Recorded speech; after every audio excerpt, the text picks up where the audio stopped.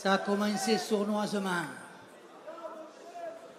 À la radio, à la télé, dans les journaux, défense de fumer.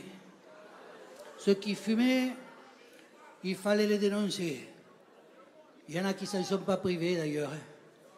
Moi je me disais quand même, ils nous pourrissent la vie en voulant nous la sauver. Ça a continué, défense de Arte. Le gras dans la poêle, fini. Tu regardais une saucisse, t'étais déjà dans l'obésité. La moindre petite caguère, il te fallait la traçabilité. Je me disais, ils nous pourrissent la vie en voulant nous la sauver.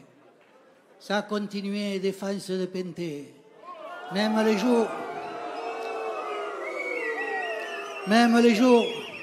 Même les jours de sécheresse, il fallait faire avec de l'eau.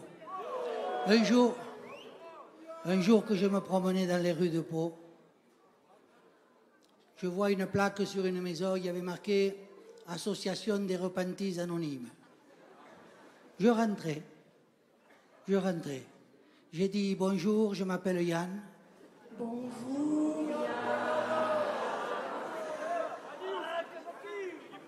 J'ai dit, voilà, j'ai arrêté le cochon depuis 3 jours. C'est très dur, mais je tiens.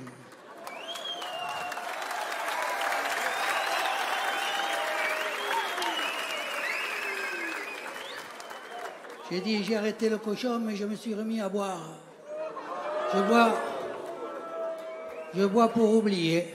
Pour oublier quoi, Yann? C'est pour oublier qu'il ne faut plus boire, comme ça je ne le saurais pas. Bref, quand je suis sorti de là, j'étais encore plus malade que quand j'étais rentré. Je suis rentré à la maison, j'ai dit à Juliette, prépare le sac et les rations de survie.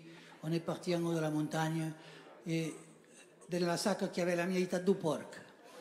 Et là, on a mangé, on a coupé la croûte. Après, j'ai fumé une cigarette en faisant des rondes de fumée. Ah, c'était bien. On a bu 2 pentons. C'était bien. Et là, j'ai appliqué le premier principe de précaution. J'ai fait la sieste. Rien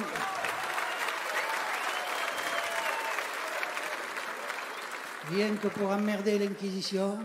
Et en me relevant de la sieste dans un effort noble et généreux, j'ai pointé le doigt vers le ciel, la grande caméra qui nous surveille à tous.